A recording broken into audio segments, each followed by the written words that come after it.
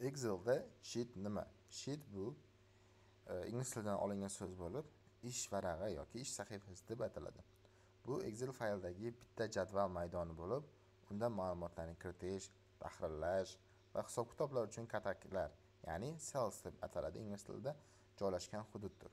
Sheetning vazifasi ma'lumotlarni alohida sahifalardan ajratib olish, har bir sheet o'ziga xos jadval va hisob-kitoblar saqlanishi uchun kerak bo'ladi. Bir Excel faylda, workbookda, ya'ni bir nechta sheetlar bo'lishi mumkin. Misol uchun, past tarafga qarasangiz, sheet 1, sheet 2, sheet 3 degan yozuqlarni ko'rishingiz mumkin. Sheet qanday ko'rinadi? Pastki qismda joylashtirilgan yorliqlar, sheet 1, sheet 2. Hozir aytib o'tdim.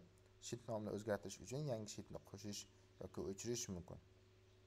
Yangi sheetning nomini o'zgartirish uchun o'sha sheetga borgan holatda 2 marta sichqonchaning o'ng tugmasi bosilsa, o'zgartirish ochiladi va xohlagan so'zingizni yozib qo'yishingiz mumkin. Xulosa, Excel'dagi sheet bu ish varag'i bo'lib, unda kataklar orqali ma'lumotlarni kiritib, boshqarish va tahlil qilish imkonini beradi. Har bir sheet o'zining mustaqil ma'lumotlarini saqlash mumkin.